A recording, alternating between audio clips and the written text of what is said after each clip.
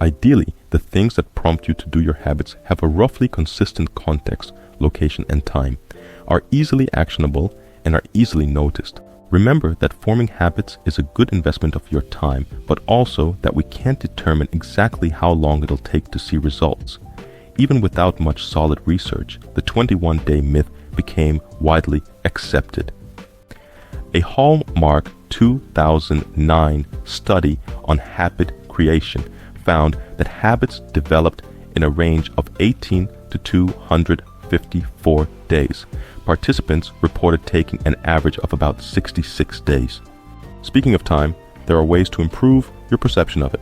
Doing so will help you make adjustments to the habits you're trying to form, thus speeding up the process. Break down your tasks into achievable objectives and set deadlines that are attainable. This approach can prevent overwhelm and improve task completion rates. Part of this includes prioritization. Other solutions include routines, mindfulness, and time trackers, such as visual stopwatches to give you a better idea of the remaining time. Mindfulness includes journaling, meaning you'd reflect on the amount of time you expected something to take versus the actual length. Visualization is another technique worth considering. To better remember to do something in a particular place and time in the future, visualize yourself vividly doing it. For example, imagine yourself passing the library and returning the book. Visualize the details of the context where you need to remember the intention, objects, buildings, people. Breaking repetition for bad habits can look like scheduling something to do at the time you usually do the habit, or coming up with another habit to do in the original setting. Of course, start small and have a reward. You can also mix these two techniques so that some days you use one and some days another. Also note that while you can remove rewards for bad habits, punishing yourself runs the risk of making you give up on trying to change. However, there is a helpful self-monitoring technique dubbed self-consequation. It involves selecting specific positive or negative consequences for behavior alongside criteria for reinforcement or punishment. Goals that make use of self-consequation are more resistant to extinction than are behaviors consequated by externally controlled reinforcement. Regarding external reinforcers, one should utilize insufficient justification to prevent reliance on the reward or punishment. Both insufficient rewards and insufficient punishments deter the law of diminishing returns, as long as internal motivation is adequate. Rewards can be as simple as mentally patting yourself on the back or dancing a little. Correcting your habits may have a bigger impact than you think. People spend 46.9% of their waking hours thinking about something other than what they're doing, and this mind wandering typically makes them unhappy. So, says a study that used an iPhone web app to gather 250,000 data points on subjects' thoughts, feelings, and actions as they went about their lives. Unlike other animals, humans spend a lot of time thinking about what isn't going on around them, contemplating events that happened in the past, might happen in the future, or may never happen at all. Indeed, mind wandering appears to be the human brain's default mode of operation. Mind wandering is an excellent predictor of people's happiness. In fact, how often our minds leave the present and where they tend to go is a better predictor of our happiness than the activities in which we are engaged. Time lag analyses conducted by the researchers suggested that their subjects' mind wandering was generally the cause, not the consequence of their unhappiness. Others have also found that flexing your willpower muscles can strengthen self-control over time. Regularly exercising their willpower with physical exercise, it seemed, led to better willpower in nearly all areas of their lives. Once a good habit is in place, you'll no longer need to draw on your willpower to maintain the behavior. Eventually, healthy habits will become routine and won't require making decisions at all. Consider using the eat the frog strategy. In today's interpretation, eating your frog simply means doing the hardest or most important task you have to complete that day before you do anything else. According to many self-help guides and articles, this will then give you a feeling of accomplishment, which will also help you be more productive the rest of the day as well. The logic as explained by author Brian Tracy in his book, Eat That Frog, which popularized the approach, is that we will never be able to finish all the items on our to-do lists, no matter how productive we are. So, we should ensure that we make time for the tasks that matter most before doing the ones that matter less. Another reason that doing the hardest task first can be helpful is that we have a limited amount of focus and ability to make decisions each day. It follows that if we focus on easy tasks in the morning, we will then have less concentration left over for the difficult, more time-consuming, or important tasks later in the day. It makes sense then to prioritize the most difficult task of the day, complete it, and then move on to other tasks. Starting with something less pleasant makes the rest seem better in comparison. You don't have to stick with the same task sequencing method, but task prioritization is important. Another method worth checking out is the easy wins method, also known as quick wins. This approach says that you should first complete a few easy tasks on your to-do list before tackling a more difficult task. Here the logic is that large or important tasks can be so daunting that they're paralyzing. If a task seems too big, you may be more likely to procrastinate and then not end up doing any work at all. The idea behind easy wins is that by successfully completing a few shorter tasks, you will then build up your confidence and be more motivated to tackle the difficult task. Of course, your shorter tasks can also be ones that help you make progress on your frog. Use whichever technique you'd like, since your mindset and motivation can vary a great deal from day to day. It makes sense to use the approach that will help you the most at any given time. I would caution against only working on easy wins kinds of tasks during your day. Though if you are prioritizing easy wins throughout the day, you may have the feeling that you are getting a lot done because you are able to finish a lot of tasks. But if you're not completing the most important tasks at some point, you paradoxically may end up wasting your day. This phenomenon is called pseudo-productivity. Still, if used properly, the easy wins method is a way to combat low energy or being tempted by a distraction. You can promise yourself that you'll at least work on the task for a short yet specific amount of time. A technique dubbed the 10-minute rule. Rather than being overwhelmed by the enormity of a task, individuals commit to working on it for just 10 minutes. This approach aims to eliminate the mental barriers and resistance often associated with initiating a task, ultimately leading to increased productivity and efficiency. The idea behind the 10-minute rule is not to complete an entire task in 10 minutes, but rather to initiate the process and leverage the psychological advantage of getting started. The 10-minute rule has its origins in behavioral psychology and time management principles. It draws inspiration from the Zeigarnik effect, a psychological phenomenon that suggests people remember uncompleted or interrupted tasks better than completed ones. Alternatively, you can also do a brief task right away, a practice known as the 2-minute rule. This gives you less to worry about or accidentally forget. Perhaps you've heard of productivity strategies like the Pomodoro technique or the 20-80 rule. The 20-80 rule is a concept that states 80% of results are because of 20% of the contributors. The 2-minute rule is different. It was first established by David Allen in his book, Getting Things Done.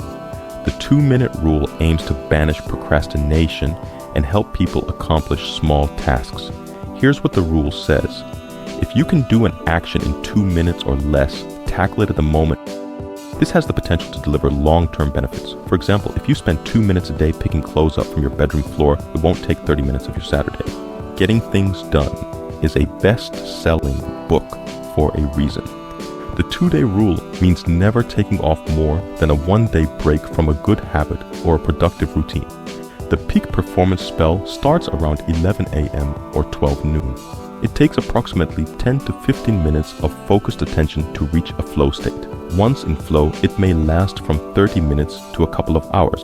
Bearing this in mind, one may prefer not to have time-based study sessions, but concentration-based ones.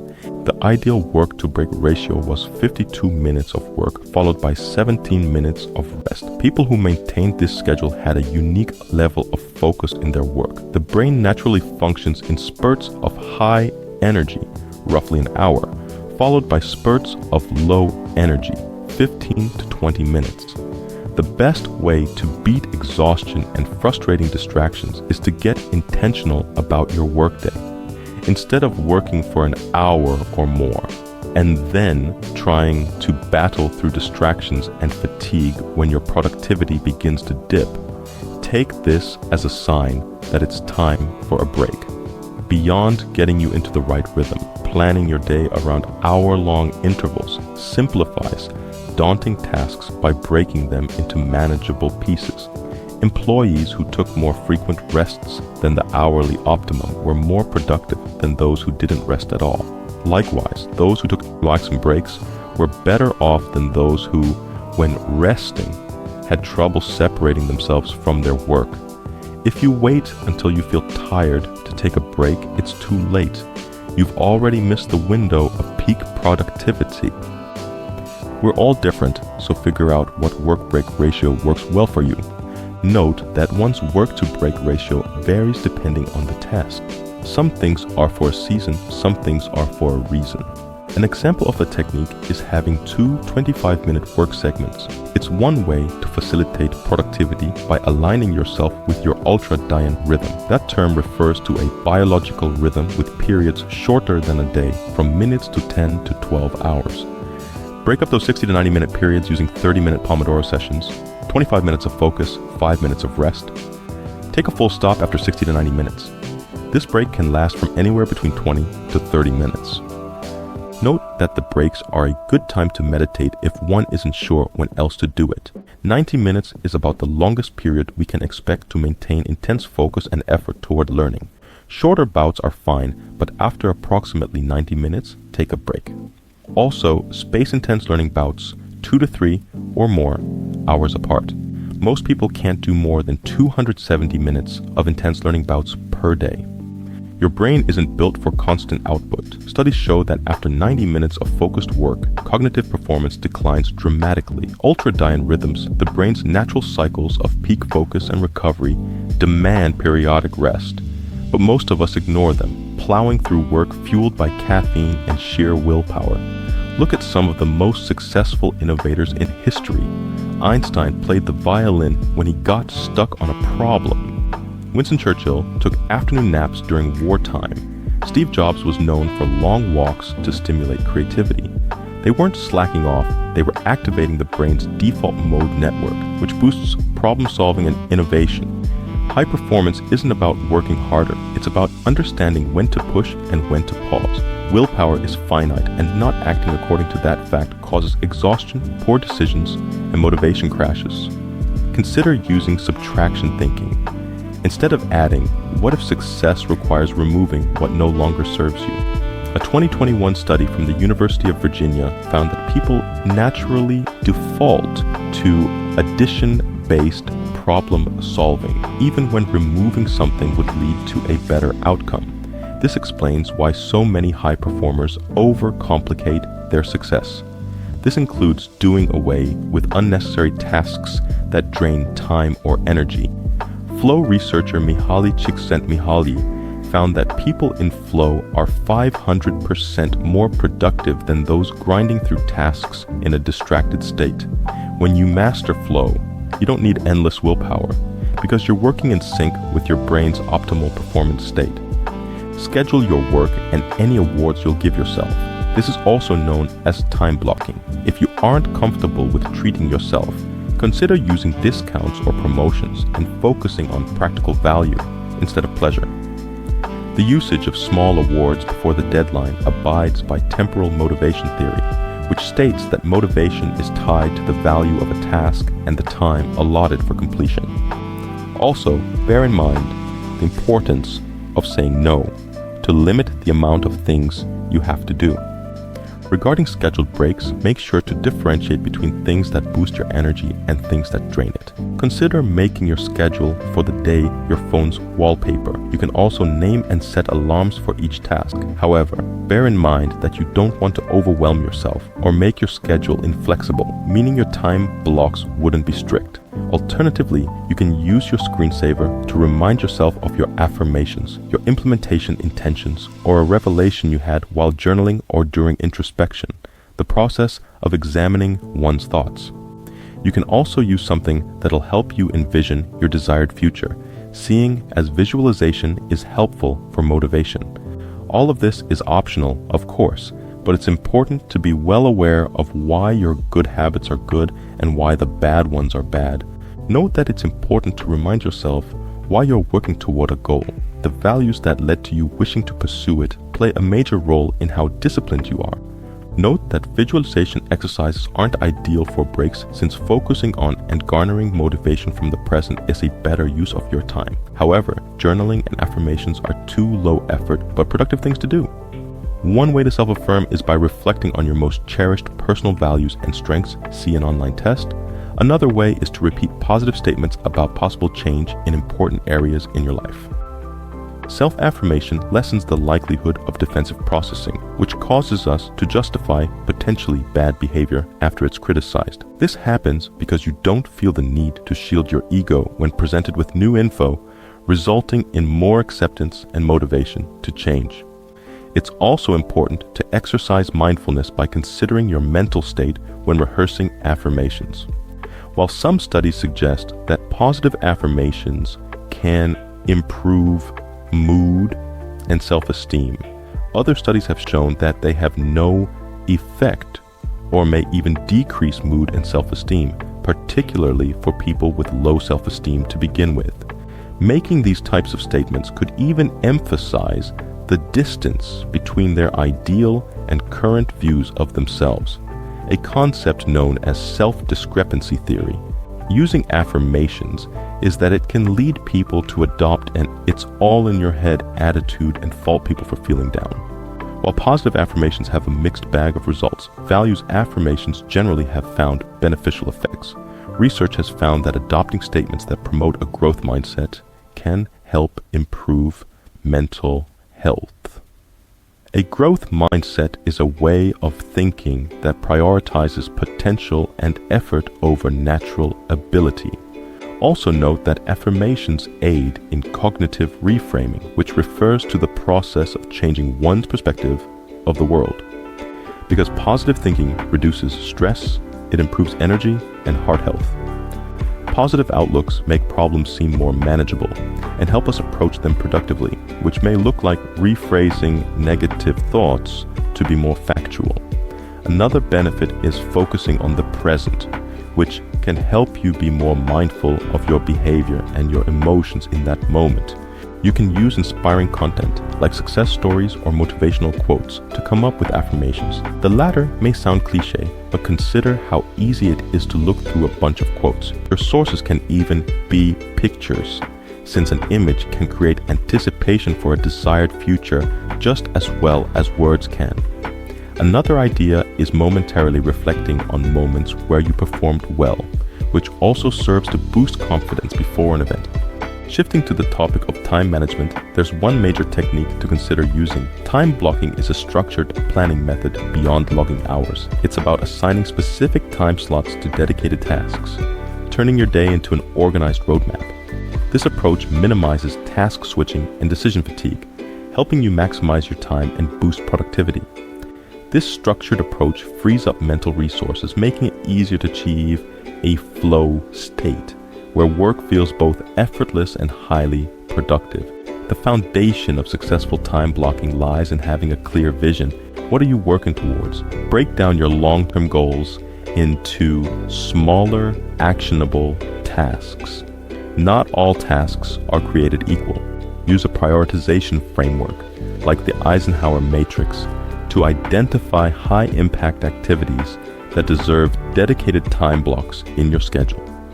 Time blocking assigns dedicated time slots for each activity, ensuring focused work and preventing task spillover. Contrary to popular belief, taking breaks isn't a sign of weakness. It's essential for maintaining peak performance. Schedule regular breaks throughout your day to refresh your mind and prevent burnout.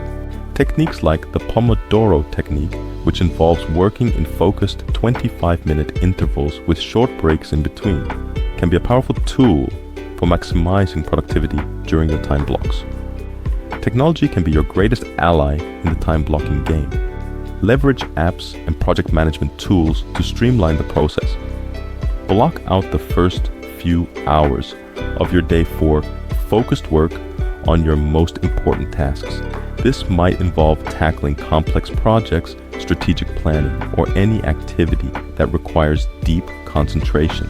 By prioritizing these tasks in the morning, you leverage your peak productivity hours and ensure they don't get pushed aside by the day's interruptions. After a focused morning, schedule less demanding tasks during the midday slump. This could be a good time for administrative work, catching up on emails, or attending meetings. By strategically placing these activities in your schedule, you can maintain momentum throughout the day without sacrificing productivity on high priority tasks. Dedicate some time at the end of your workday to review your accomplishments and plan for the next day. This reflection period allows you to identify areas for improvement in your time blocking strategy and ensures a smooth transition into the following day. Feeling prepared and in control of your schedule fosters a sense of calm and reduces work-related stress. Don't treat your time blocking schedule as set in stone. Schedule a weekly review to assess your progress and adjust your blocks as needed. Are your goals still aligned with your time allocation? Have your priorities shifted? A dynamic approach to time blocking ensures it remains an effective tool for maximizing your productivity and achieving your goals. Time blocking goes beyond simply creating a to-do list. It involves dividing your work week into dedicated blocks for specific tasks. Let's delve into 3 popular time blocking methods. Batching tackles inefficiency by grouping similar tasks together. By grouping similar tasks, you enter a flow state more easily, completing them with greater efficiency. Time boxing. This method involves setting fixed time limits for specific tasks. Here's how it works.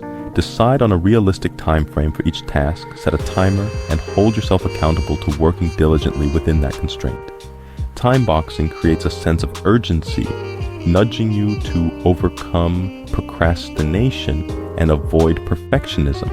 By focusing on completing the task within the allotted time, you achieve more in less time. Day theming. Assign a specific theme to each day of the week. Day theming simplifies your schedule, reducing decision fatigue and allowing you to delve deeply into one area at a time.